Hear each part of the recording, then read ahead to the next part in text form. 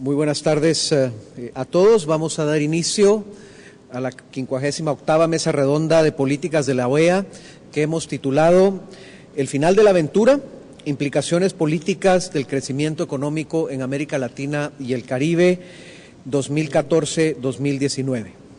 Señor Secretario General de la Organización de los Estados Americanos, José Miguel Insulza, doctor Alejandro Werner, director del Departamento del Hemisferio Occidental en el Fondo Monetario Internacional, doctora Inés Bustillo, directora de la oficina en Washington de la Comisión Económica para América, de las Naciones Unidas para América Latina y el Caribe, doctor Harold Trincunas, Senior Fellow y director del Latin American Initiative en el Brookings Institute, representantes permanentes y alternos de las misiones acreditadas ante OEA, miembros del cuerpo diplomático, observadores permanentes, amigos todos. Les queremos dar la más cordial bienvenida y agradecerles a todos ustedes por acompañarnos y estar acá en esta 58ª Mesa Redonda de Políticas de la OEA, que hemos organizado conjuntamente entre la Secretaría de Asuntos Políticos y la Secretaría de Relaciones Externas de la Organización de los Estados Americanos. Hacemos extensivo también este saludo a aquellos que nos acompañan vía Internet y también le recordamos al público presente que tenemos interpretación simultánea inglés-español, español-inglés, en caso de que ustedes lo necesiten. Tenemos los equipos allá atrás si los requirieran. Creo que la gran mayoría hablarán en español, aunque Harold no sé si vas a hablar en español también. Así que va a ser una mesa redonda en español. Si necesitan interpretación al idioma inglés, tenemos los equipos correspondientes. Esta mesa redonda busca promover un amplio debate sobre los efectos políticos del crecimiento económico en América Latina y el Caribe.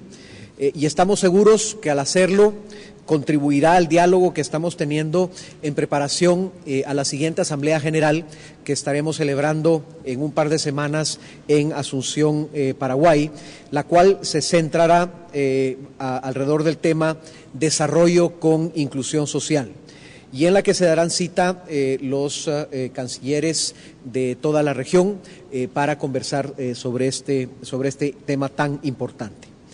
Esta tarde nos honran con su presencia un grupo de expertos para tratar el tema de nuestra mesa redonda, a quienes damos la más cordial bienvenida. También nos acompaña el señor secretario general José Miguel Insulza, quien dará las palabras de bienvenida, las cuales serán seguidas por una presentación del doctor Alejandro Werner, que, como mencioné, es el director del Departamento del Hemisferio Occidental en el Fondo Monetario Internacional, para luego pasar a un panel en el cual participará el doctor Trincunas y la doctora Inés Bustillo, moderada por nuestro secretario de Asuntos Políticos, Kevin Casas Zamora. No voy a tomar tiempo de las presentaciones para hablar sobre las hojas de vida de nuestros distinguidos panelistas, porque hemos incluido un resumen muy breve de ellas acá en el programa que hemos repartido a todos ustedes. Les agradezco nuevamente a ellos por su presencia y ahora le ofrecería la palabra al secretario general para que nos diera las palabras de bienvenida.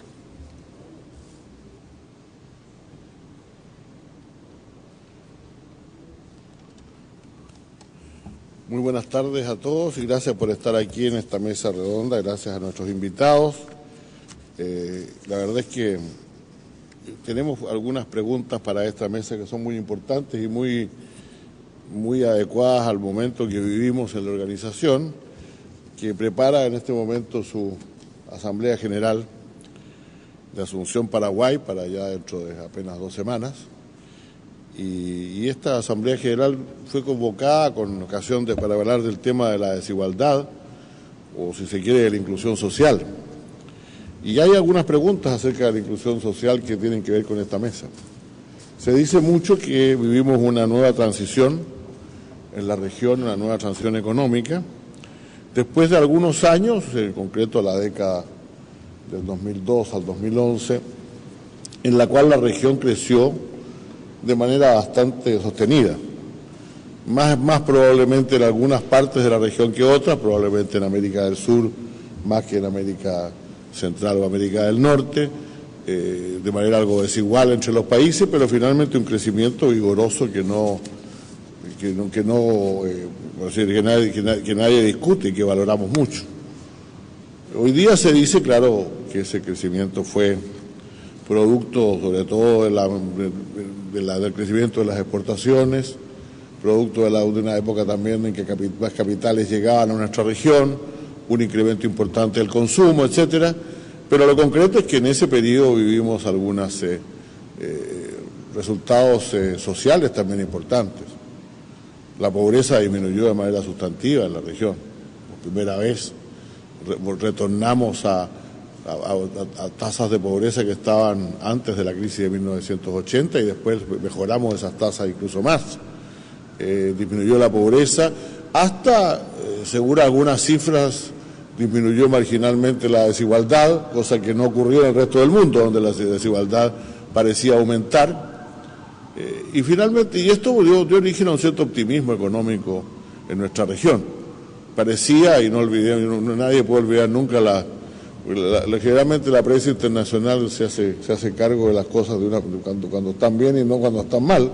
Nadie podría olvidar la portada del Economist por allá por el 2008, con el mundo colocado al revés, poniéndolo arriba a los países de América del Sur, diciendo esta es la hora de América Latina, el momento de América Latina. Bueno, eso ciertamente ha cambiado, y se han hecho pronósticos un poquito más, algo distintos que nos interesa evaluar. La impresión que hay no es que no estamos a las puertas de una crisis, pero el crecimiento va a ser más difícil, más complejo.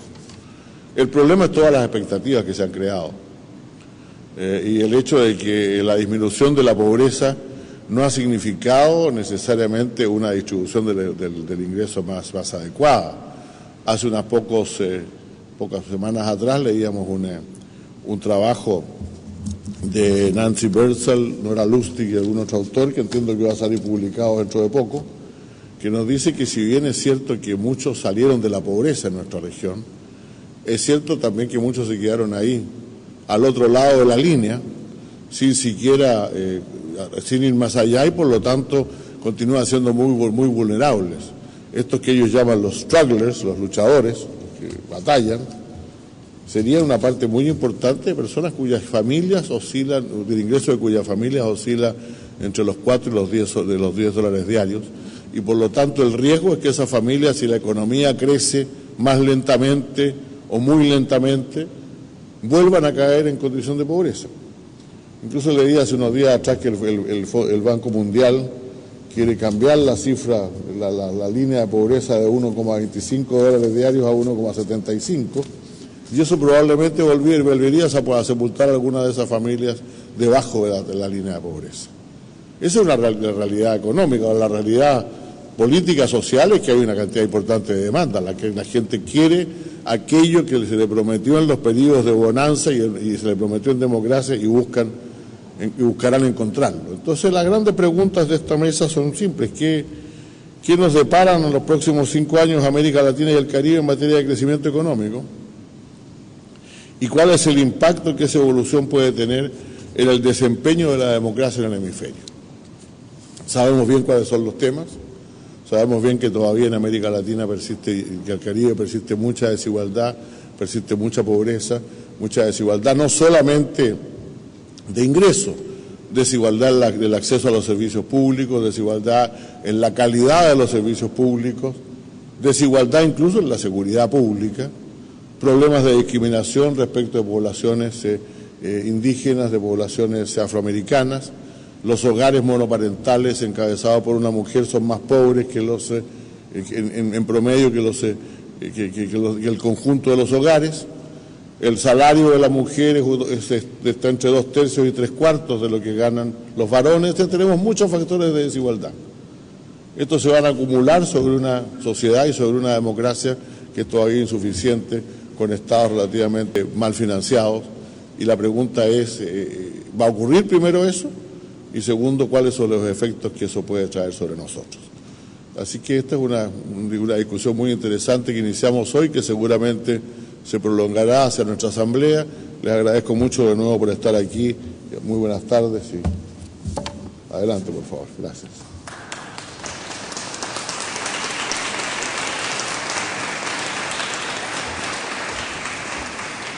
Muchas gracias, secretario, por estas palabras de bienvenida. Y ahora es para nosotros un gran honor ofrecerle la palabra a don Alejandro Werner, director de América Latina y el Caribe en el Fondo Monetario Internacional. ¿Puedes hablar de acá? ¿Dónde se pasa?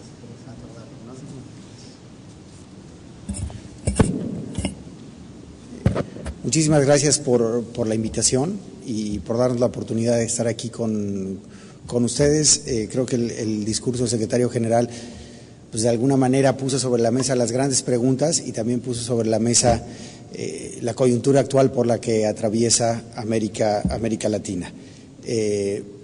Recientemente mi departamento y el Fondo Monetario Internacional publicó nuestras nuevas proyecciones económicas para el resto del año y para los siguientes años, y nosotros en nuestra publicación, que es el Regional Economic Outlook, básicamente tenemos una desagregación más amplia para todas las economías de la región. Cuando revisamos este documento una vez concluido y básicamente hacemos una cuenta de palabras, pues lo que sale claramente del discurso del secretario general es que el tema más importante para la región hoy es el crecimiento. Es la palabra que más se repite en nuestro documento y creemos que hoy por hoy es básicamente el reto principal que tiene la región. ¿Por qué? Porque todos los logros, por más marginales que hayan sido algunos de ellos, que tuvo la región en los últimos 10 años, claramente y muy difícilmente van a poder ser sostenibles en escenarios sin crecimiento económico, y la región deja de enfrentar este escenario externo tan favorable que vio en los últimos años y básicamente va a tener enfrente un escenario de materias primas cuyos precios no crezcan continuamente como lo hicieron antes y de condiciones financieras internacionales menos favorables.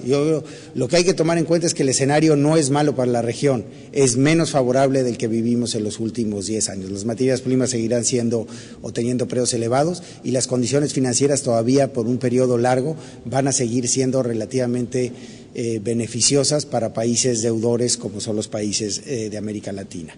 Entonces, lo que querría hacer el día de hoy es revisar rápidamente el contexto internacional, las perspectivas económicas para la región, los principales temas que van a estar afectando la evolución económica y concluir con algunas implicaciones de política para América Latina. En primer lugar, si vemos a la economía mundial, es importante destacar que para el año entrante estamos esperando una recuperación del crecimiento en las economías avanzadas.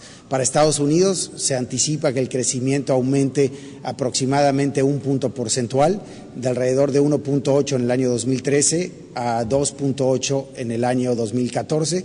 Es probable que este incremento sea un poco menor, dado el mal primer trimestre que tuvo la economía de Estados Unidos, en gran medida por temas climatológicos, en gran medida porque tuvo un cierre del 2013 muy bueno, pero claramente va a ser difícil que a lo largo del año compense el crecimiento económico tan bajo, por debajo de las expectativas que tuvo el primer trimestre.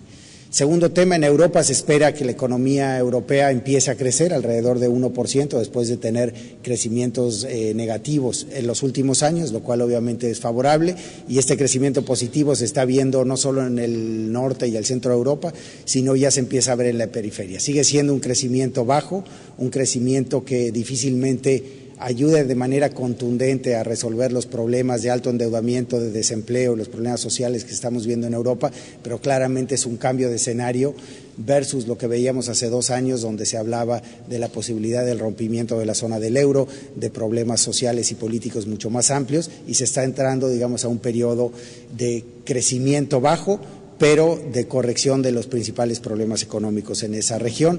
Obviamente Inglaterra también con un crecimiento acelerado en Europa, y Japón también manteniendo el crecimiento económico que vimos en el 2013. En ese sentido, las economías desarrolladas dentro de un contexto de bajo crecimiento económico presentan una perspectiva menos desfavorable que la que vimos en los últimos 2 años. Cuando pasamos a los mercados emergentes, estamos viendo un poco lo contrario. En esta gráfica lo que ilustramos, y yo creo que de manera muy contundente muestra cómo cambiaron las expectativas de crecimiento para las economías emergentes en los últimos 5 años. Digamos, si vemos la gráfica de la izquierda, la línea azul que está, digamos, en la parte de la gráfica positiva, nos mostraba cómo en octubre de 2009 creíamos que iba a evolucionar el crecimiento económico en 2011, 2012 y 2013 versus el 2010. Lo que esta gráfica nos dice es que, parados en 2009, esperábamos que el crecimiento económico en 2011 fuese 1 punto porcentual superior al de 2010, en 2012 un poquito más alto, etcétera. Un año después, en octubre de 2010, ya estábamos esperando que el crecimiento en el 2011 y 2012 fuese más bajo que el 2010. Y a medida que pasó el tiempo, digamos en 2012, esperamos todavía más bajo, 2013 más bajo. Y la gráfica de la derecha nos muestra el porcentaje de economías emergentes que actualmente, que en cada uno de esos años está creciendo por debajo del promedio que creció entre 2003 y 2007. ¿Qué nos dice eso? Básicamente el 90% de las economías emergentes está creciendo por debajo del alto crecimiento que registraron entre 2003 y 2007. El mundo emergente sigue creciendo a tasas altas, pero significativamente menos elevadas de las que tuvimos en este gran periodo de crecimiento, digamos, de 2002 a 2007. Para América Latina, básicamente, ¿cómo confluyen estas diferentes fuerzas externas?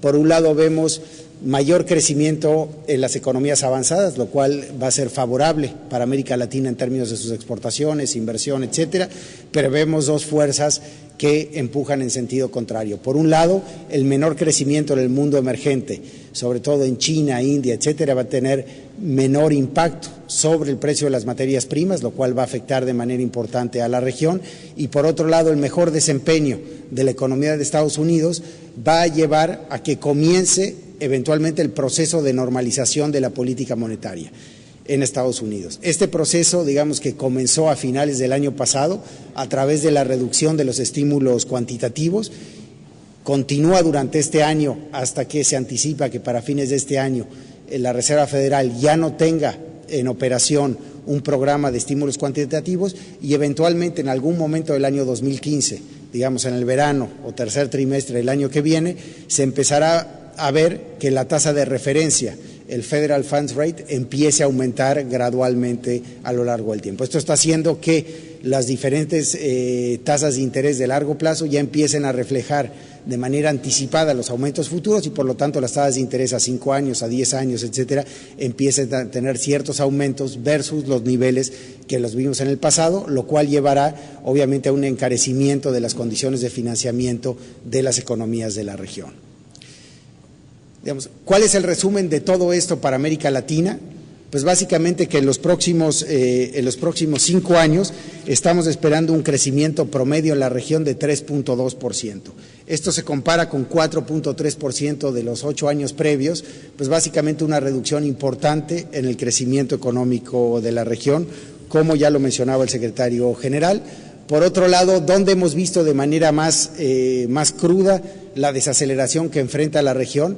En las tasas de crecimiento de la inversión. Si vemos cómo ha evolucionado en promedio el crecimiento en términos reales de la inversión en las 6 economías más grandes de América Latina, la inversión creció, digamos, en promedio entre el 2004 y el 2008 a tasas de 13% en términos reales. En 2010 hubo un crecimiento más o menos del mismo orden y a partir de ese año hemos visto año tras año que el dinamismo de la inversión ha venido en descenso de manera muy importante. Para este año estamos anticipando que la inversión en términos reales crezca alrededor del 2%, una tasa de crecimiento muy baja para mantener el dinamismo productivo en América Latina. Parte de esto refleja obviamente el ajuste en el precio de las materias primas, sobre todo en la parte de metales, pero claramente también se ha visto un efecto más generalizado en la parte productiva, en la parte de bienes raíces y en otros ámbitos de todas nuestras economías, y se ha visto de manera generalizada. Esto no es producto de una caída muy grande en el crecimiento de la inversión de un solo país. Cuando vemos país por país, vemos Chile, una desaceleración importante, Brasil, México,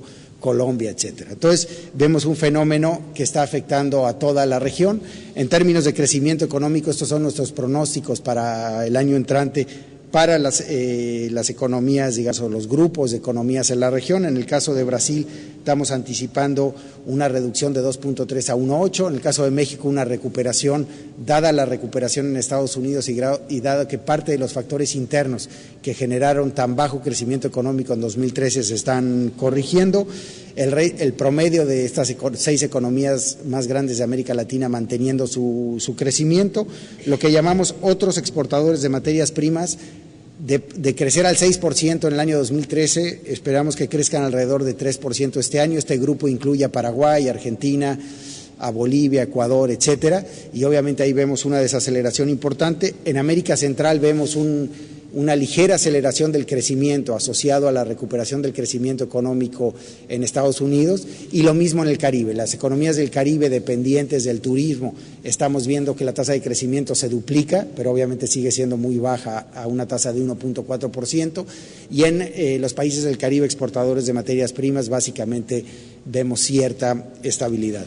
Para Centroamérica, digamos en términos ya entrando al detalle país por país, en Costa Rica vemos una cierta estabilidad en el crecimiento económico, pero claramente enfrentando retos importantes en la parte fiscal.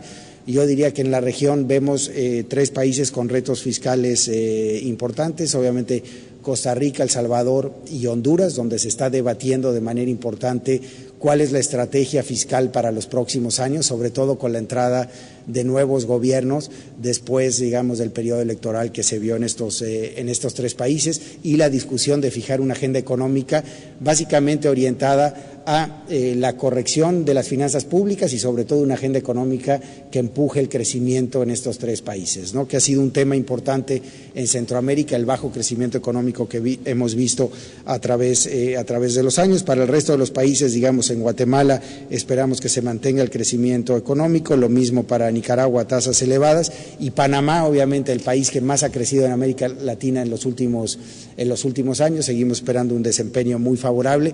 Creo que Panamá es una economía que a veces hablamos poco de ella, pero es una economía que va mucho más allá del tema de la infraestructura. Vemos temas de logística, temas de servicios, etcétera, y obviamente el canal es una obra de infraestructura muy importante, pero la economía panameña ha sido, yo creo, una economía que debemos de estudiar más a detalle, sobre todo en las políticas que se han implementado para favorecer el crecimiento económico y para desarrollar una economía de servicios en términos de logística, de servicios financieros y obviamente en la parte de transporte y comercio exterior. Digamos, en resumen, para el Caribe seguimos viendo una región enfrentando problemas de crecimiento muy, muy importantes. El doble choque que enfrentó el Caribe con respecto a la desaceleración de la economía de Estados Unidos y, por otro lado, el incremento en los precios de la energía ha generado una situación de muy bajo crecimiento económico en un entorno ya de debilidades fiscales. Entonces vemos una situación que diferentes gobiernos han venido manejando a diferentes tiempos, dependiendo de cuándo se han suscitado los problemas, básicamente de tratar de controlar el crecimiento de la deuda pública, en otros casos tratar de controlar problemas financieros que se han suscitado en algunas instituciones, pero sobre todo tratar de llevar a cabo políticas en el ámbito de la productividad, de la generación de un entorno de los negocios positivos para estimular el crecimiento económico, que pues, todos sabemos es el reto más importante que enfrenta la región. Entrando, digamos, un poquito a detalle en los temas de Centroamérica, vemos claramente en la gráfica de la izquierda el gran crecimiento que ha habido en la deuda pública en varios países de la región. Si quitamos Nicaragua, Panamá y Guatemala, en el resto de los países en los últimos 5 años hemos visto un crecimiento muy importante de la razón de deuda a producto, y en la gráfica de la derecha vemos un poco el gap que hay entre el déficit en cuenta corriente, que es las columnas rojas, y la inversión extranjera directa, que son los puntos azules. Entonces, básicamente vemos este problema dual por la parte fiscal y por la parte de cuenta corriente que estos países están tratando de enfrentar en un entorno, como ya dije, de bajo crecimiento económico, que debería ser el centro del desarrollo de las nuevas políticas en los próximos años. Un tema importante para la región claramente ha sido la pérdida de competitividad de sus tipos de cambio.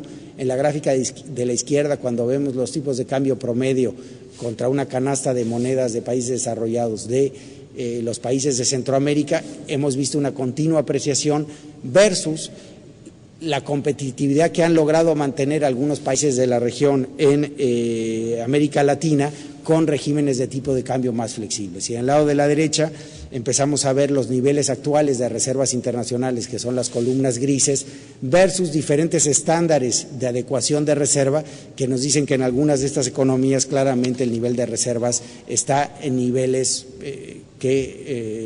digamos, son ciertos focos amarillos con respecto a la sostenibilidad de sus regímenes cambiarios, y de ahí la necesidad de implementar políticas que refuercen la situación fiscal, refuercen la situación de cuentas externas y sobre todo que logren generar un proceso de inversión y de crecimiento económico para adelante. Para América Latina en su conjunto y sobre todo para las economías más grandes, ¿cuáles creemos que son los temas relevantes en los próximos años? Por un lado, ¿cómo se verá afectada la región por el retiro de la política monetaria estimulativa en Estados Unidos? En segundo lugar, el ajuste en el precio de las materias primas de un escenario de precios crecientes todos los años a un escenario de precios estables y con la posibilidad de caídas importantes en los próximos años.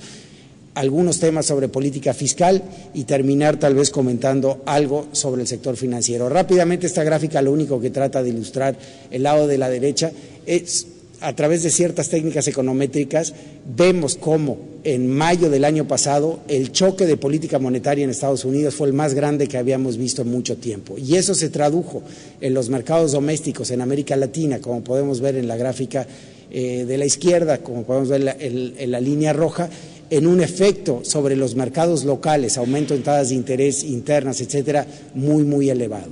Entonces, para adelante, lo que hicimos en este reporte es simular cómo el mejor desempeño de la economía americana, por un lado, junto con un entorno de mayores tasas de interés, puede afectar el crecimiento económico en la región, y vemos un efecto, obviamente, que se diferencia entre Centroamérica y México versus Sudamérica. Centroamérica y México, que tienen vínculos comerciales más estrechos con Estados Unidos, beneficiándose más por la parte comercial del efecto negativo que puede tener la parte financiera, y los países de América del Sur, pues básicamente con un efecto negativo mayor que el efecto que pueden tener por la parte comercial, pero obviamente en términos de magnitudes, sin representar esto un choque negativo tan elevado. La parte de materias primas, vemos obviamente las columnas verdes nos muestran el incremento promedio de los términos de intercambio de materias primas país por país en los últimos 8 años. En algunos países como Venezuela, Chile, el incremento promedio de las materias primas fue de 10% por año, y las columnas rojas nos muestran lo que nos indican los futuros de cómo se comportarán estos precios en los próximos años. Para ningún país de la región se anticipa crecimiento en sus términos de intercambio de materias primas, y se anticipa obviamente caídas en estos precios. Con este escenario o digamos con este entorno simulamos con los diferentes modelos que contamos cuál será el escenario de crecimiento para la región en un escenario de precios de materias primas constantes, en un escenario de materias primas que caen de acuerdo a lo que está implícito en los futuros, y un escenario, digamos, más negativo, en donde el precio de las materias primas cae un 15% adicional. Básicamente en el reporte mostramos los números país por país, pero de aquí un poco sale el escenario económico que estamos viendo, sobre todo para América del Sur, de un crecimiento económico entre 1 punto y 1,5 puntos en % menor a lo que vimos en los últimos 8 años, y claramente es el principal efecto externo que va a estar influyendo sobre el desempeño económico de nuestros países. Desde el punto de vista doméstico, ¿qué vemos hoy? Hoy vemos economías que están operando muy cerca de su potencial. Si vemos en el mercado laboral, que es lo que nos dice la gráfica de la izquierda, las columnas grises nos muestran el rango en el que se movió el desempleo en los últimos 11 años en la región, y el punto rojo nos dice el nivel actual de desempleo en cada una de estas economías. Lo que queremos ilustrar aquí es que básicamente casi todas las economías de América Latina están operando cerca de los niveles mínimos de desempleo que hemos visto en los últimos años. Esto quiere decir que no podemos seguir creciendo nada más de manera inercial, porque estamos operando cerca de la capacidad. Esto no quiere decir que si no trabajamos obviamente en el frente de formalización de nuestras economías no hay espacio importante para crecer. Si no trabajamos, digamos, en incrementar la participación de la mujer en la fuerza laboral, no hay espacio para crecer. Pero claramente tenemos que empezar a hacer las cosas de manera diferente para poder seguir creciendo en nuestras economías. Varios aspectos donde las economías de la región enfrentan retos comunes, y digamos que el principal de ellos es el tema de la educación. Si vemos los indicadores o digamos el desempeño de los países de la región en las pruebas PISA, digamos esas pruebas estandarizadas en comprensión de lectura, matemáticas, etcétera, todos los países de la región tienen desempeños que están en el 20% inferior de las muestras, que es un poco los puntos morados que vemos en esa gráfica. El mejor país o el país con el mejor desempeño es Chile, y aún Chile obviamente está en el límite de este 20%. Cuando pasamos al tema de la infraestructura, vemos otro ámbito donde de manera generalizada también de acuerdo, digamos, a las publicaciones de Doing Business del Banco Mundial, la región tiene un reto importante, y digamos en el entorno de negocios, en la facilidad de hacer negocios también hay otra beta donde la región puede trabajar de manera coordinada para generar crecimiento de la productividad de los próximos años. En el ámbito fiscal yo querría destacar un punto que desde el Fondo Monetario hemos hecho mucho énfasis en los últimos años, que es básicamente el tema de los subsidios energéticos. Lo que ilustramos, digamos, en esas dos gráficas, en la gráfica de la izquierda es los subsidios que la región está, o el costo en subsidios en los precios de gas y petróleo. Para algunos países de la región están en el orden del 7% del PIB. Ya sabemos que estos subsidios son altamente regresivos porque un porcentaje muy alto de estos subsidios son capturados por los segmentos de la población de mayores ingresos, y claramente nos indican espacios en donde se puede lograr cierta consolidación fiscal en aquellos países donde vaya a ser necesario en un entorno de menor crecimiento, con un impacto progresivo en términos del uso de los instrumentos públicos, porque se puede reasignar estos recursos a gasto social, a gasto en infraestructura y otros fines que tengan un impacto más alto en el crecimiento económico y también tengan un impacto progresivo en términos de distribución del ingreso. Cuando nos movemos a subsidios eléctricos, vemos que algunos países de la región están gastando también alrededor de 3 puntos del PIB en estos subsidios, y lo que es importante es aún países que en esta gráfica se pueden ver un poco mejor, pero de todas maneras vemos México, Brasil, etcétera, pues con gastos fiscales de alrededor 1 punto y medio del PIB en subsidios energéticos, lo cual obviamente habla de espacios importantes para apoyar las finanzas públicas y para apoyar mayor gasto social, mayor gasto en infraestructura, etcétera. Finalmente, en la parte externa, estamos viendo en los últimos años lo que fueron superávits de cuenta corriente, superávits comerciales, tornarse en déficit, aún en un entorno de términos de intercambio relativamente favorables. En este contexto, claramente, los regímenes de cambio flexibles han sido un instrumento muy favorable para la región, para acomodarse a estos nuevos entornos, para corregir estos desbalances en las cuentas externas, sobre todo cuando las condiciones externas de financiamiento empiecen a cambiar o a afectar a algunos de estos países. Y finalmente el último tema que quería tocar y que se ha discutido, digamos, en varios otros foros, el Banco de Pagos Internacionales, etcétera, es sobre este proceso en el cual muchas firmas de la región han salido a los mercados internacionales de capital y han obtenido deuda en condiciones muy favorables, pero en moneda extranjera, y tal vez creando ciertos desbalances. Nosotros hemos estado analizando esta situación. Hoy por hoy hemos visto que en la gran mayoría las firmas de la región han utilizado este financiamiento para repagar financiamientos más caros, para llevar a cabo ciertas inversiones en sus países o fuera de sus países, pero que los niveles de apalancamiento de estas empresas no han aumentado de manera que nos indique que vaya a haber un riesgo sistémico, y tampoco que vaya a haber un descalce de monedas entre firmas que se endeudan en moneda extranjera pero generan ingresos en moneda nacional. Sin embargo, de persistir este entorno de bajas tasas de interés y de fácil acceso al financiamiento, obviamente este es un riesgo que hay que monitorear de cerca. Para concluir y darle, yo diría, espacio a la discusión que debería ser la parte más importante de este evento, lo que vemos es un entorno en la región más complejo en términos a las condiciones externas de lo que la región vivió en los últimos años.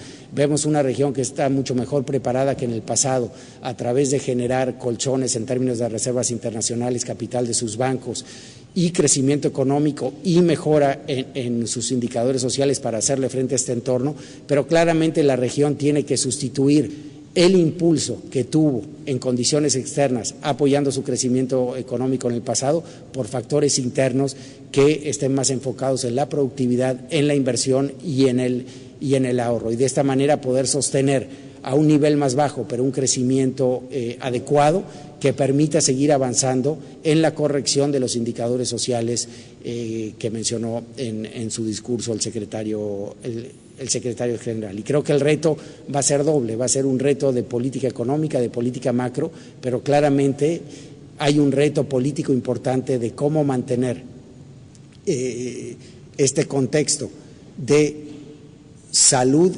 financiera y fiscal y de crecimiento económico en una situación menos favorable y sobre todo con mayores demandas sociales provenientes de una población que está alcanzando niveles, digamos, una clase media creciente, una población que está saliendo de la pobreza y que obviamente demanda mantener estos niveles de vida, mejorarlos y sobre todo demanda cada vez más una mejor calidad de servicios públicos y un sistema político más representativo. Muchas gracias.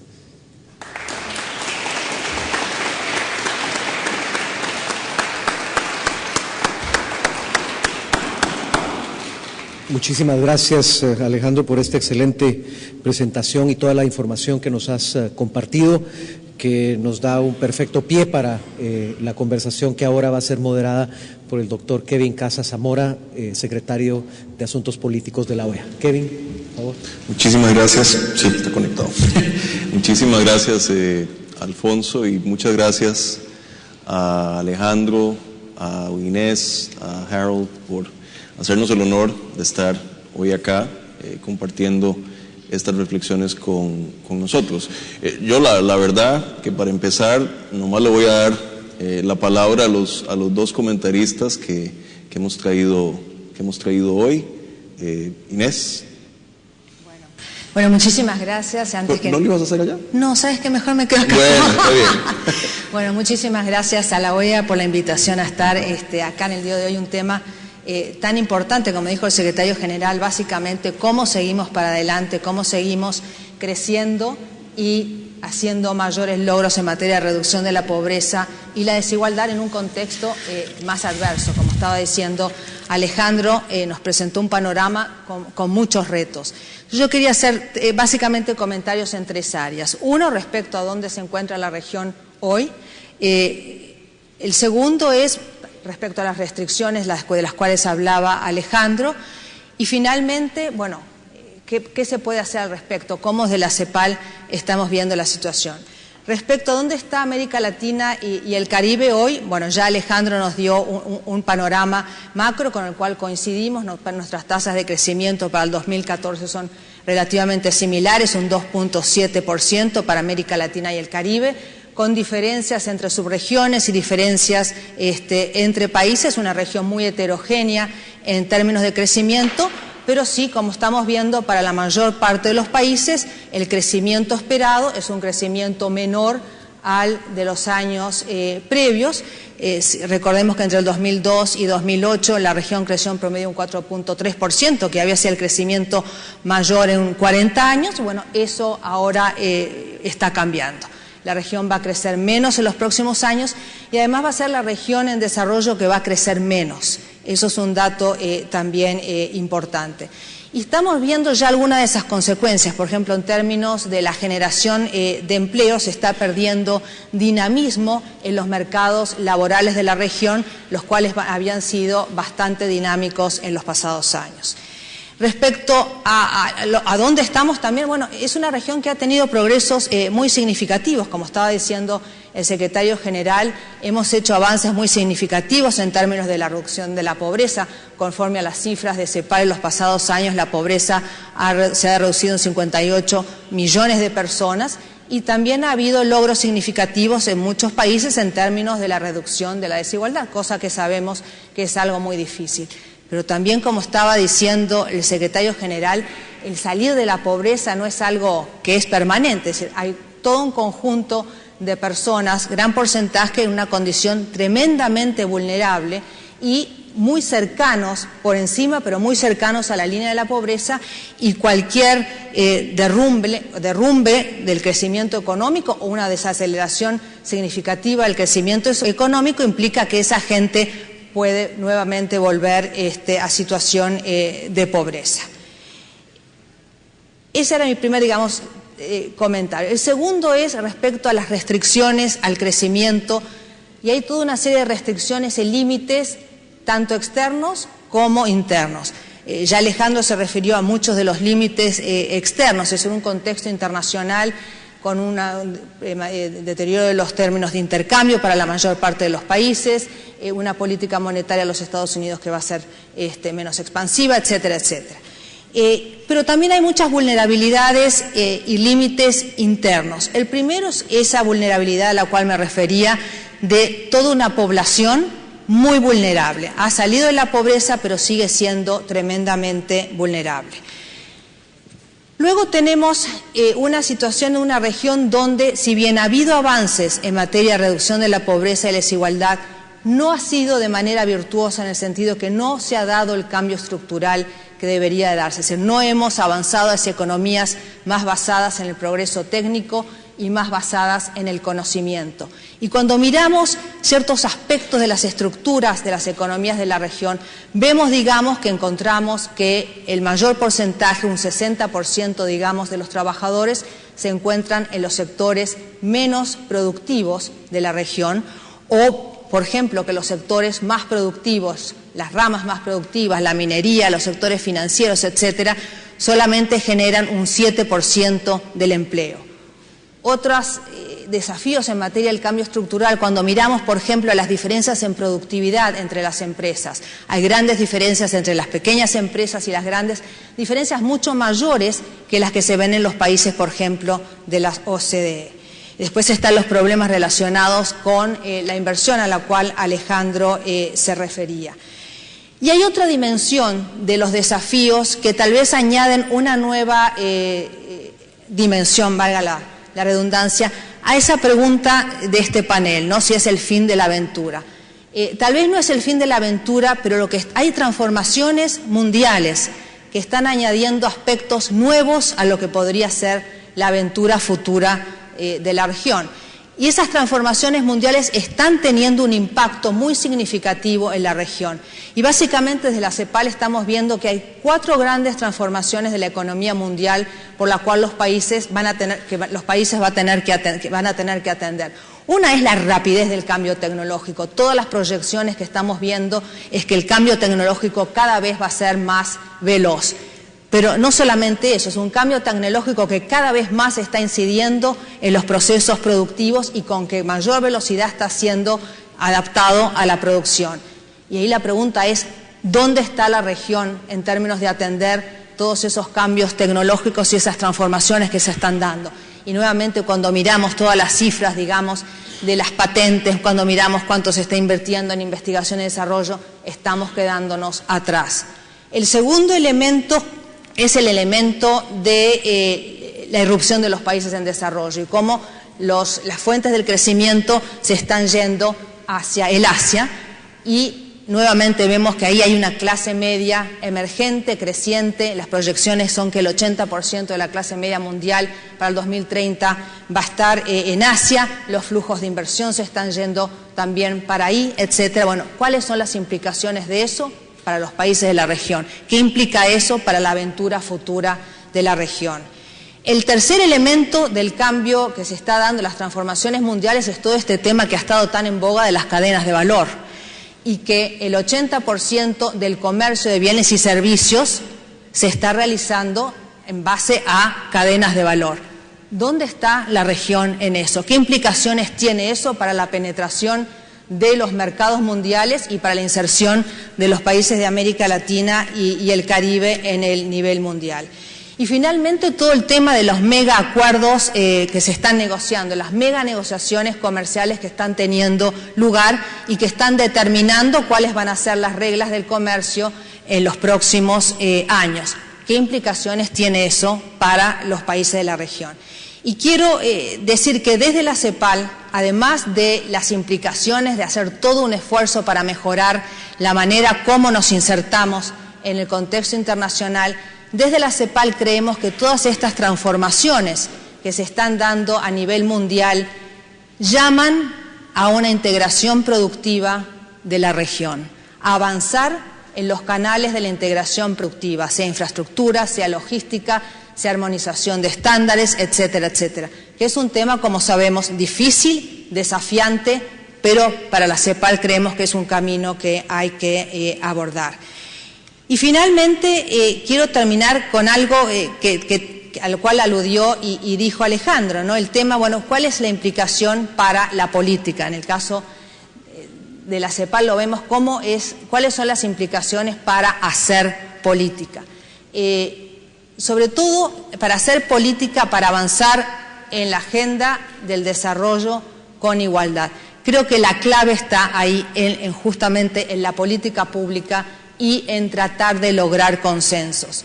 Hace 2 semanas la CEPAL tuvo su 35º periodo de sesiones, que es la reunión de CEPAL con los gobiernos miembros en Lima, Perú, y ahí presentamos un tercer documento de una trilogía sobre el tema de la igualdad. Y este tercer documento se llama Pactos para la Igualdad. Y básicamente lo que presentamos ahí es la importancia de ir hacia la formación de consensos. Obviamente es la agenda que la región tiene por adelante, es una agenda desafiante, se ha venido haciendo muchos progresos, pero obviamente los retos son grandes y el contexto está más complicado. Y la única manera de avanzar es hacia la difícil pero necesaria formación de consensos dentro de la población. Quería terminar ahí, Kevin. Sos un prodigio de disciplina. Ah. Muchas gracias. Harold, ¿qué significa todo esto para la política? Bueno, muchas gracias primero a la OEA y al secretario general por la invitación y a los colegas, Alejandro e Inés, por los excelentes comentarios, la presentación sumamente interesante. Yo sí me voy a enfocar más que todo en la política exterior y hasta cierto punto la política doméstica de los países, enfrentando este escenario que nos han descrito. Primero, quiero recordar la implicación de esta década de auge económico que ha vivido la región para su política exterior. Vemos una región que ha tenido mayor autonomía en términos diplomáticos, una mayor inserción en la diplomacia internacional, un mayor acercamiento a los países de Asia, con lo cual han aumentado las relaciones de comercio internacional y ahora que estamos viendo este escenario de desaceleración, ¿qué implica esto para las relaciones que se han creado, esas nuevas relaciones con Asia en términos diplomáticos, pero también económicos, militares en otras áreas? Yo creo que esto es algo que todavía tenemos que explorar, todavía no tenemos claro cuál es la implicación y mucho depende del manejo que hagan los países con respecto a los ajustes que estás indicando que son necesarios hacerlos en estos próximos años. Pero más allá de ese punto general de que va a cambiar la relación de América Latina con el resto del mundo, también creo que justamente esas diferencias entre los países, de cómo enfrentan los ajustes, cómo cada uno realiza cambios de sus políticas públicas, va a crear diferencias entre los países de la región, especialmente en términos de su crecimiento económico, de su desempeño político, desde el desempeño de sus políticas públicas, que creo que va a incidir sobre las nuevas relaciones dentro de la región, porque una cosa que también hemos visto en esta década que acabamos de concluir es el crecimiento de las asociaciones subregionales como UNASUR, el Consejo Suramericano de Defensa, CELAC, etcétera. Estas son todas instituciones creadas bastante recientemente, creadas bajo condiciones de crecimiento económico superior al promedio y que ahora van a tener que ajustarse a esta nueva realidad de deceleración económica. Todavía no tenemos muy claro qué va a implicar esto, pero pensemos, por ejemplo, de que en agrupaciones como Mercosur o como el ALBA, si el crecimiento, la habilidad de realizar ajustes en países como Brasil es mayor que Argentina, o en Bolivia y Ecuador mayor que en Venezuela, esto va a cambiar la dinámica diplomática entre estos países en formas que todavía no podemos predecir, pero creo que van a ser bastante interesantes. O sea, ese mapa diplomático que hemos visto emerger durante esta década pasada va a cambiar de nuevo mientras los países realicen estos ajustes. Tercero, con respecto a un punto que mencionó Inés sobre estas mega negociaciones en el área de comercio internacional, especialmente la Asociación Transpacífico, Trans-Pacific Partnership. Creo que hay un punto adicional para hacer allí, que se relaciona al tema de reestructuración económica. Hemos visto en el pasado que países deliberadamente escogen asumir esas responsabilidades que implican esos tratados internacionales de comercio libre para amarrarse a ciertas reformas. ¿Y hasta qué punto vamos a ver que los países de la Alianza del Pacífico, los cuales que están participando en estas negociaciones, y los otros países que tienen interés en participar en esas mega negociaciones, aprovecharán esa oportunidad para amarrarse a ciertos cambios, y hasta qué punto veremos que otros países que no están viendo esa oportunidad, países tal vez como en el Mercosur, escogerán otras posibilidades como acercarse más a la Unión Europea. Eso también va a tener una implicación sobre su habilidad de realizar esas reestructuraciones que indicas que son necesarias en sus políticas públicas. Quiero también tocar el punto de la reducción de la pobreza que hemos visto, la clase media emergente que vemos en muchos países, porque creo que ya pasando ahora la política interna de los países de la región, estamos en una situación interesante.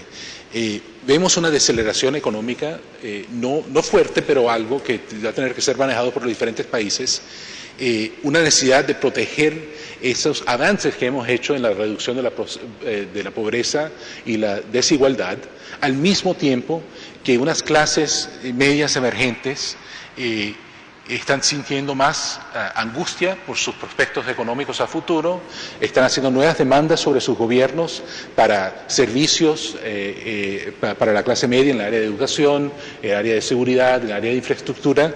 Entonces estamos viendo tal vez menos recursos, pero con mayores demandas de las poblaciones y de nuevos tipos de demandas que los gobiernos van a tener que enfrentar. Eso va a ser una cosa bastante interesante, especialmente pasando a mi último punto, que tiene que ver con el proceso de las elecciones que todavía tenemos al frente en América Latina. Acabamos de pasar, claro, por un año importante en el área de elecciones, pero en el 2014 y 2015 todavía quedan algunas bastante importantes. Solo para nombrar algunas, Argentina, Bolivia, Colombia, Brasil, Uruguay, Dominica y Haití, Trinidad en el Caribe, todas tienen elecciones. Hay otras que tal vez no se han fijado la fecha, pero que esperamos que vengan los próximos 2 años. Y un punto importante va a ser qué van a hacer las autoridades actuales para manejar la situación económica y realizar estos ajustes que nos has indicado Alejandro, con visión a la posibilidad de ser de los resultados electorales. Y creo que eso es especialmente importante para los países donde estamos viendo la reelección presidencial, donde todos sabemos que hay una tentación de tratar de dejar los ajustes para después de las elecciones, de tratar de reducir los costos adelante para después pasarlos a la época después. Y creo que por lo menos en el caso de un par de presidentes que están luchando por la reelección, esto puede tener consecuencias importantes. Sin nombrar a demasiados, creo que uno podría ser un argumento con respecto a los ajustes económicos que tiene que realizar Brasil y cómo está manejando la economía de ahora a las elecciones en octubre, con una visión hacia el próximo año. Claro, una de las cosas que también sabemos es que la reelección presidencial en América Latina es algo que tiene alto grado de probabilidad. Entonces tal vez estos presidentes no tienen mucho por qué preocuparse, pero creo que esta situación de desaceleración económica puede crear por lo menos una pausa cuando examinan la posibilidad de realizar estos ajustes macroeconómicos. Creo que para dejar tiempo para preguntas, me voy a detener acá, pero a manera de resumen, quiero agradecer a Alejandro Werner por todo lo que nos ha dado por cuál pensar al respecto de estos temas, a Inés también por los comentarios y acerca de lo que esto implica para la América Latina como región en el mundo, dentro de la región y en sus políticas domésticas. Gracias. Muchas gracias, Alejandro.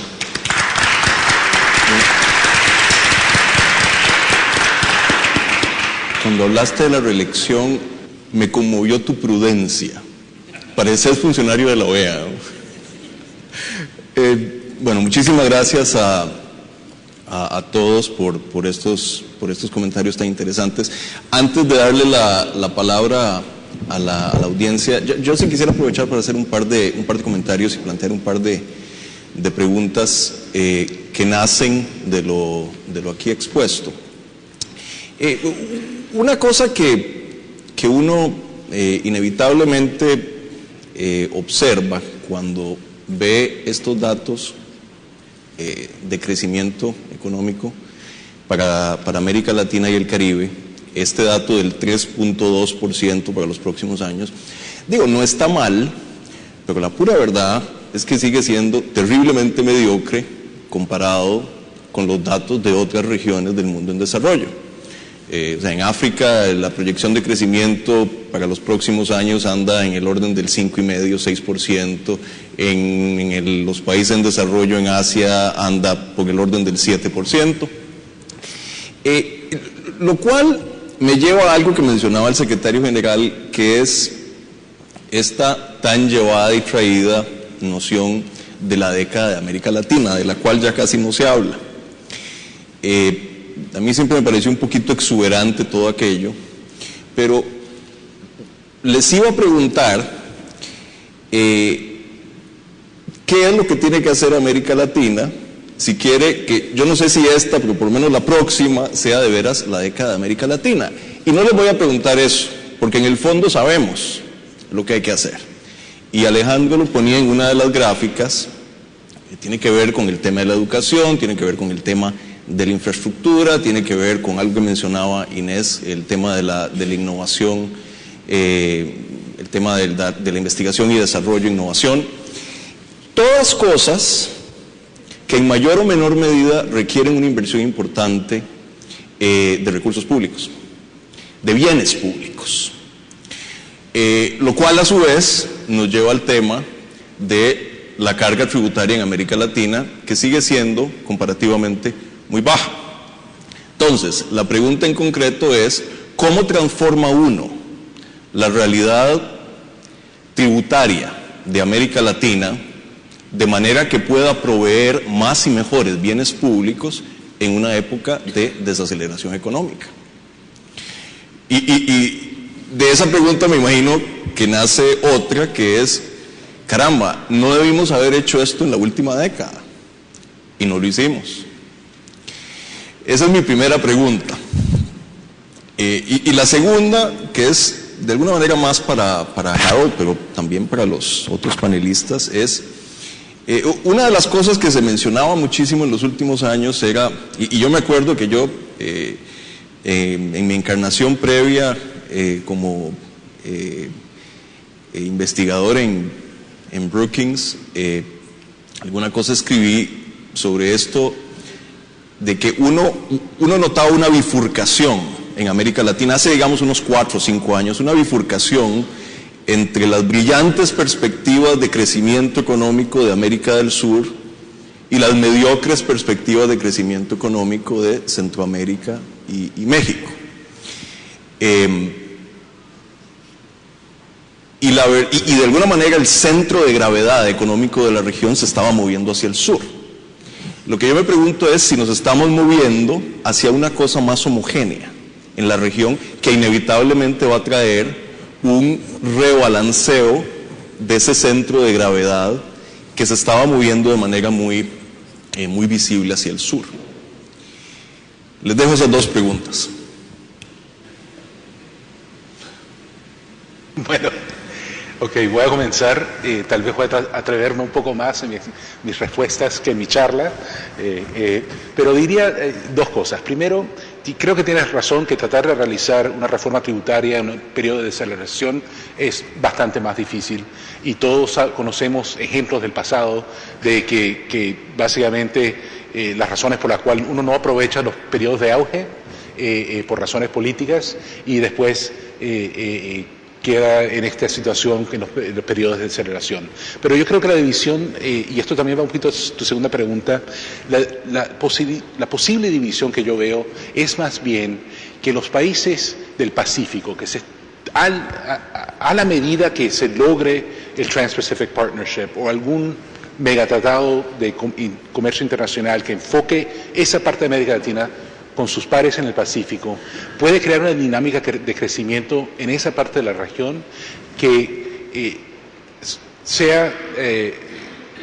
haga más fácil tal vez realizar algunos de estos cambios en el área tributaria, que sostenga un periodo un ritmo de crecimiento económico un poco más alto.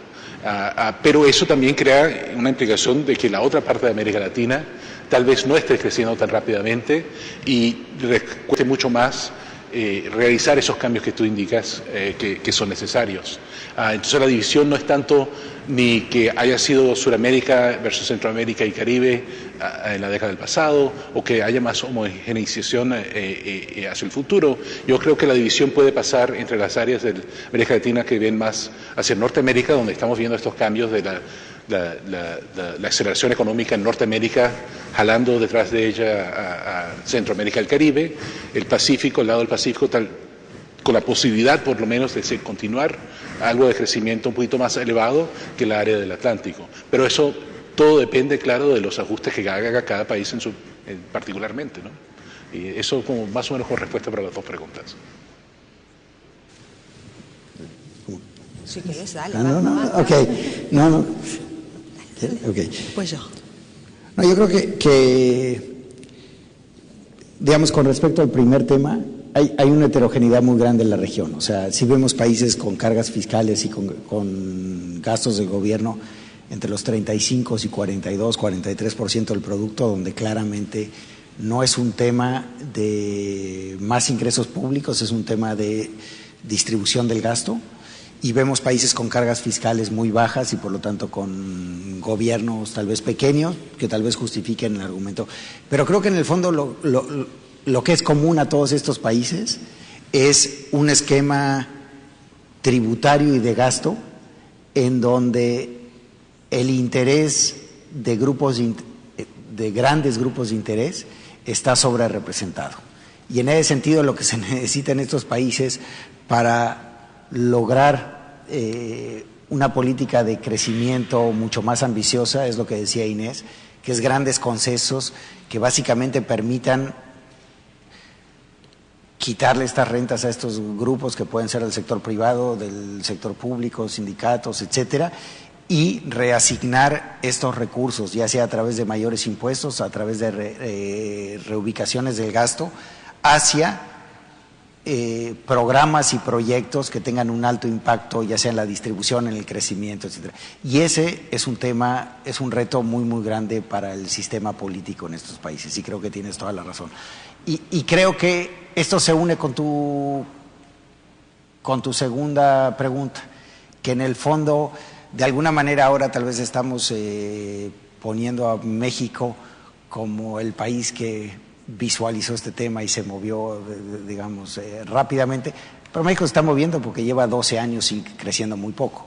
O sea, al final del día, tal vez la sociedad, el sistema político logró llegar a estos consensos después de ser uno de los países de América Latina que al final del día no se benefició de estos años de elevado crecimiento económico, y donde la sociedad al final del día se puso de acuerdo y con el catalizador de un gobierno, digamos, con la habilidad de aprovechar esta oportunidad y formar los consensos, de llevar a cabo importantes reformas, ¿no?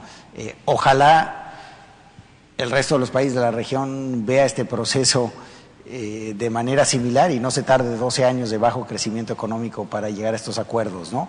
Pero creo que realmente lo que se necesita es claramente una visión compartida de desarrollo económico en estos países y por lo tanto un proyecto de país que permita disminuir esta asignación de rentas, que yo creo que en el fondo es el punto principal que limita el crecimiento económico, limita el ahorro, limita la inversión, etcétera, porque necesitamos más competencia, más capacidad tributaria y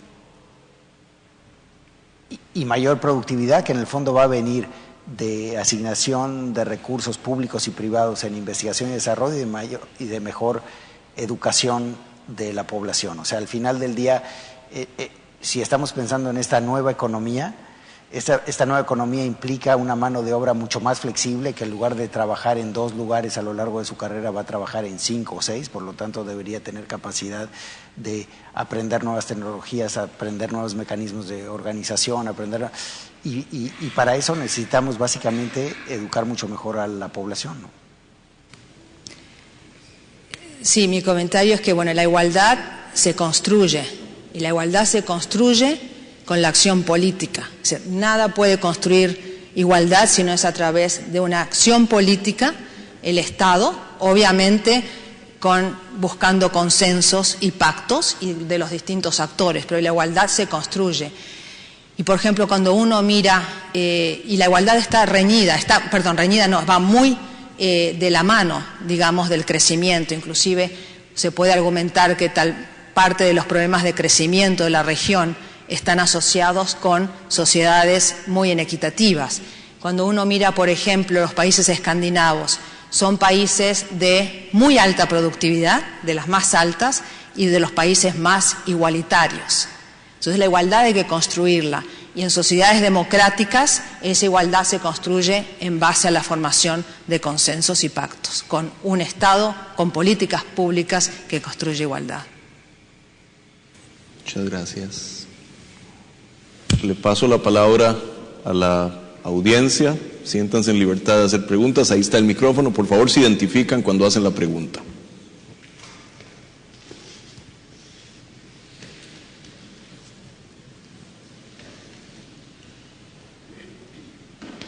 No puede ser que no haya preguntas, caramba.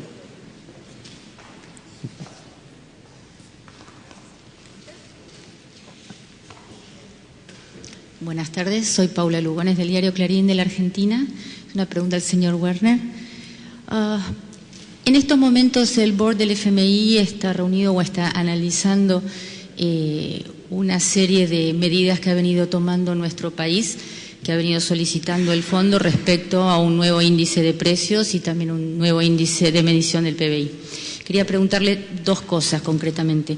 Una es cuándo tienen previsto dar una primera evaluación de cómo viene haciendo su tarea la Argentina en esta primera instancia, en esta primera revisión que está por salir en estos días. Y segundo, ustedes en un comunicado reciente dijeron que esperan medidas adicionales para la revisión de septiembre, no para esta que están analizando ahora, sino para la siguiente, que es en septiembre. Quería preguntarle concretamente cuáles son esas medidas adicionales al índice de precios y al nuevo índice también del PBI. ¿Cuáles son esas medidas que están esperando de la Argentina para septiembre? Muy rápido, Argentina, digamos, conforme a la revisión que se hizo del tema de estadísticas con la República Argentina en diciembre del año pasado, a fines del año pasado, básicamente se estableció que para el 31 de marzo, digamos, la Argentina iba a tomar ciertas medidas asociadas con la publicación de ciertas estadísticas, y se estableció también que había otros compromisos con el fondo que cumplir hasta esa fecha. El staff iba a elaborar un reporte con base a lo ocurrido hasta esa fecha, que iba eventualmente a ser distribuido al board, y el board discutirá, digamos, estos temas en algún momento en las próximas semanas. En la agenda del board aparecerá cuándo se reunirá el board, pero básicamente digamos que alrededor de estas fechas se distribuirán, digamos, los materiales y el board agendará esta reunión en semanas próximas. Hay, digamos, una fecha similar a finales de septiembre de este año, donde se hará una evaluación ya más profunda, con más información sobre el índice de precios, la evolución del Producto Interno Bruto, etcétera, y ahí habrá una evaluación final sobre el cumplimiento de la República Argentina, digamos, con los motivos que dieron origen a la censura al principios del año entrante, ya contando con 12 meses de información sobre el índice nacional de precios al consumidor, etcétera. Ese es el proceso y, digamos, el primer corte de información ya se recibió. La publicación del índice nacional de precios obviamente se dio a principios del año, del Producto Interno Bruto se dio hace algunas semanas con la nueva base, y yo creo que el board se estará reuniendo, como dije, las próximas semanas y dará a conocer a través de un comunicado de prensa cuál es su determinación con respecto a este tema, digamos, con respecto a esta revisión parcial. Habrá otra hacia el final de este año y habrá, digamos, una evaluación ya final durante el primer trimestre del año entrante. Pero siempre sobre el índice de precios al consumidor y del PBI, ¿no hay medidas adicionales que se estén pidiendo para septiembre? Hay temas adicionales con respecto a la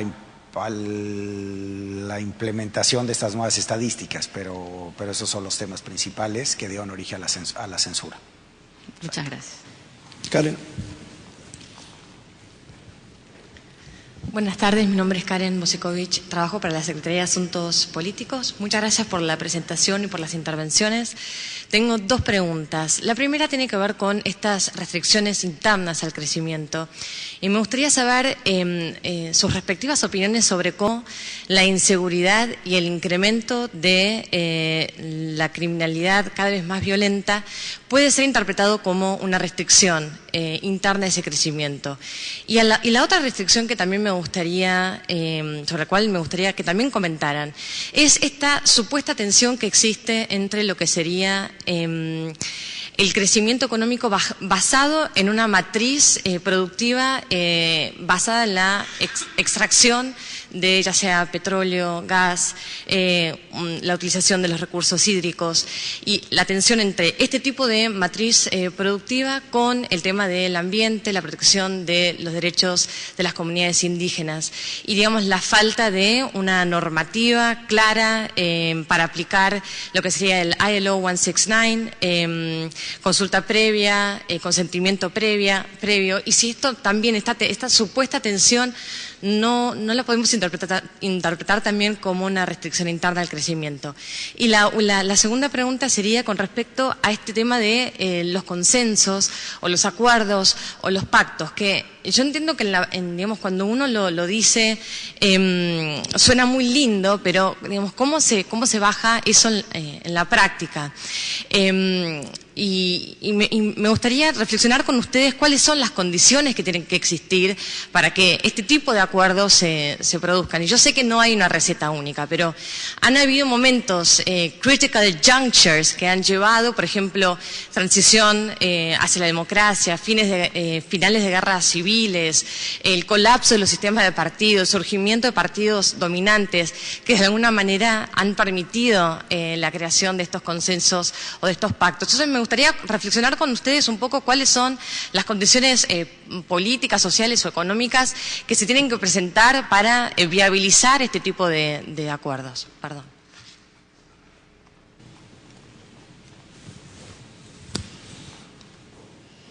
Restricciones al crecimiento económico, violencia, conflictividad social ligada a la industria extractiva. Bueno, claro, en América Latina, al igual del lado económico, en el lado de seguridad también hay gran heterogeneidad en los patrones de violencia criminal, de violencia social, y yo creo que tenemos que pensar claramente hasta qué punto llegan a un nivel que causa restricción en la actividad económica, si entendí la pregunta más o menos. Y creo que básicamente estamos hablando de diferencias entre los países de algunos países en Centroamérica y en el Caribe, donde sí se ve gran incidencia de violencia al nivel que causa patrones de migración, de desplazamiento interno, pero también estamos viendo cambios en otros países. Hemos visto grandes cambios en Colombia en la última década de reducción de violencia y reducción de desplazamiento. Entonces esto es un proceso de cambio continuo y que mucho depende de las políticas de seguridad que implementen los diferentes gobiernos de la región. Pero también tenemos que ver qué tipo de incidencia tienen sobre diferentes tipos de actividades. Y esto va un poquito, yo creo que a otra parte de la pregunta, que es sobre las industrias extractivas, que normalmente operan en situaciones bastante remotas dentro de los países, más acostumbradas a situaciones de baja gobernabilidad o de inestabilidad, y versus el impacto que crea sobre la violencia en otro tipo de actividades, tal vez actividades industriales, seguridad de personas, seguridad de bienes. Entonces esto no es un efecto unidireccional de que podemos predecir exactamente qué nivel de violencia causa qué impacto sobre la actividad económica en un país, pero sí podemos hablar de que en inglés sería un tipping point, que uno llega a un cierto nivel donde está viendo desplazamiento de personas y desplazamiento de actividad económica. No también hablar del crecimiento de economías ilícitas y los apoyos que pueda traer a los apoyos políticos que puede traer el crecimiento de esas economías ilícitas en esa área. Y por otro lado, con el tema de pactos, viendo de una visión más politológica, normalmente no son los periodos de auge, sino las crisis que llegan a los pactos. Incluso uno podría hablar de que ciertamente es esa crisis, ese punto de crisis que lleva al consenso en torno al cambio posible, ¿no? Y entonces, si estamos saliendo de una década de auge económico, esas crisis que llevan a esos consensos, la verdad es que no están presentes de la misma forma. Uno más bien, en ese tipo de situación, maneja el crecimiento en forma de distributiva, ¿no? Que hay suficientes recursos para satisfacer los diferentes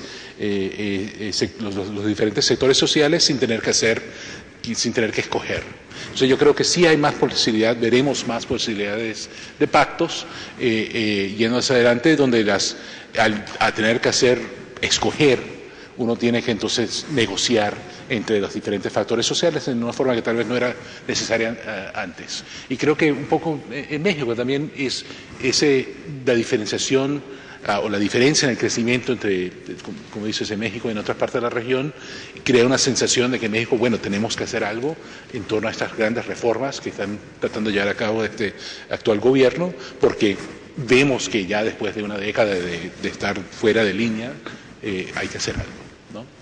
Lo dejo ahí. ¿Vos querés hacer un comentario sobre los pactos? No, quería antes hacer un comentario sobre el tema de la seguridad. Y hay distintas maneras de mirarlo, ¿no? Por una parte, la seguridad es una demanda por un bien público que el Estado debe proveer, y hay una gran demanda por seguridad. Ahora, el impacto que eso pueda decir, no hemos realmente hecho estudios respecto a la inseguridad y el crecimiento económico, pero hay quienes obviamente han correlacionado el uno con el otro y con el tema de la estabilidad. Pero también la inseguridad tiene un componente de desigualdad.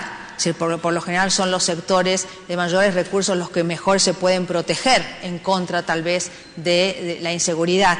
Y también tiene implicaciones del punto de vista fiscal. Por ejemplo, nosotros eso sí hemos hecho un estudio para los países de Centroamérica los pasados 5 años sobre cuánto se gasta en términos de seguridad y obviamente el costo, los costos humanos, etc. O sea, hay todo implicaciones obviamente económicas tremendamente importantes. Después, respecto al tema de la gobernanza de recursos naturales, ese es obviamente un gran tema para la región y nuevamente se puede ver desde el punto de vista de distintas aristas. Y es un tema pendiente, pero que está siendo muy discutido hoy en día.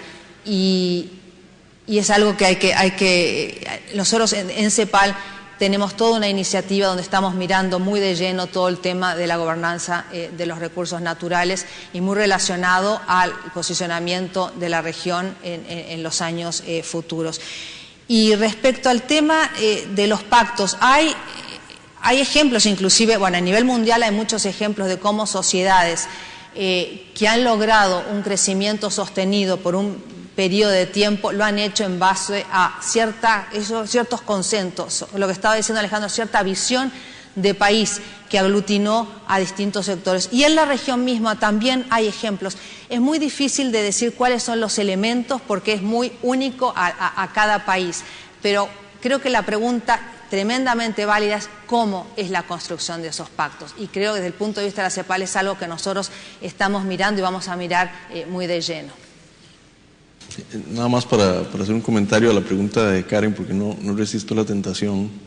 El tema del impacto económico de la inseguridad y de la criminalidad es complicadísimo. Es complicadísimo y esa sí que realmente es una ciencia inexacta, ¿verdad? Porque hay todo tipo de estimaciones, ¿verdad? Y meten una cosa y sacan otra. Incluso, o sea, tan incierto es que cuando vos pensás un poco en el fenómeno de la inseguridad, cada candado que se compra, cada perro amaestrado, cada chaleco antibalas, por perverso que nos parezca, dinamiza la economía, ¿no? Entonces, en algún sentido también puede ser una forma de dinamizar la economía. El impacto neto de la inseguridad en el crecimiento económico es muy difícil de medir. No es imposible, pero es muy difícil. El tema de la privatización de la seguridad, también Inés, y tú apuntas hacia este punto, es algo que ha estado, claro, aumentando la región y que se maneja de forma muy desigual dentro de sociedades, porque claro, hay diferentes, o sea, a todo nivel de la sociedad se privatiza en cierta forma la seguridad o la respuesta a la inseguridad, pero cómo se hace cambia de estrato social a estrato social en formas muy interesantes, pero que produce y contribuye a desigualdad. Y nada más para redondear el comentario anterior, el único punto en el que sí uno puede identificar un impacto económico muy serio, que quizás sea el que hace la diferencia, es en el hecho de que la mitad de las víctimas de homicidio en América Latina son hombres entre los 15 y los 29 años. O sea, en el pico de su actividad productiva y reproductiva. O sea, eso tiene que tener un costo económico, sin duda. Si tú ves las tasas de entrada y de graduación de hombres y mujeres en las universidades en América Latina y sobre todo en las economías pequeñas de América Latina, ves exactamente eso. Ves que básicamente hoy nuestras universidades están cada vez pobladas por mujeres, lo cual es bueno por la participación de la mujer en la fuerza laboral, pero es malo porque también nos está indicando que los hombres están yendo, digamos, a otro tipo de actividades. Hay tasas de deserción, digamos, del ciclo escolar muy elevado y obviamente estamos aprovechando más en términos de la fuerza laboral femenina, pero estamos realmente teniendo una caída importante en lo que es el capital humano en la juventud en América Latina y se ve de manera cada vez más clara, sobre todo en las economías pequeñas de la región. Ahora, con todo y los problemas que hay en la estimación de la educación y el crecimiento económico, digamos, ha habido varios estudios que han cuantificado y se ven ciertos impactos de la inseguridad en el crecimiento económico, en la inversión, etcétera. Claramente es un factor. Y sobre la formación de consensos, siguiendo lo que decía Inés y digamos los comentarios del panel, yo creo que tal vez la conclusión es un poco decepcionante para América Latina en el sentido en el que las economías están relativamente bien para evitar un problema económico mayor. Venimos de un ciclo de crecimiento elevado y tenemos sistemas políticos democráticos que impiden la imposición de una visión no mayoritaria sobre el resto. Entonces, al final del día, yo creo que las condiciones indican que muy probablemente por los próximos años el progreso en términos de reformas, de cambio, etcétera, probablemente sea lento, y que el mejor escenario que podemos ver es un escenario donde se mantiene la estabilidad y se mantiene el crecimiento económico más moderado, el escenario en el cual se mantiene la estabilidad y se generan reformas importantes que generen un nuevo proceso de crecimiento puede tener una probabilidad menor, y también con una probabilidad menor un escenario en el cual ciertos gobiernos más débiles tratan de estimular las economías de manera artificial y volvemos un poquito a un ciclo que vimos en Latinoamérica en el pasado, ¿no? Inés. Eso es tremendamente preocupante, pero quiero poner una nota de optimismo. A pesar de todo esto y las dificultades, creo que ahora hace ya algunos años estamos hablando de temas que antes no se hablaban. Y hoy en la boca de todos los ministros de Hacienda, los ministros de Economía, etcétera, creo que el cómo construir sociedades más igualitarias es un tema que preocupa a todos. Y eso no lo teníamos hace 10, 15, 20 años. Entonces creo que eso es un gran avance, a pesar de la situación muy complicada y más complicada que vamos probablemente a vivir. Tenemos tiempo para una pregunta más, pero que sea muy puntual, por favor. Gina. Bueno, en realidad yo tenía miedo de hacer la pregunta porque es muy puntual. Es una pregunta para el señor Werner. Soy Georgina Núñez de CEPAL, Washington. Y tiene que ver con la última de sus transparencias de su slide, que es relacionada con la deuda corporativa y el crecimiento de la deuda corporativa.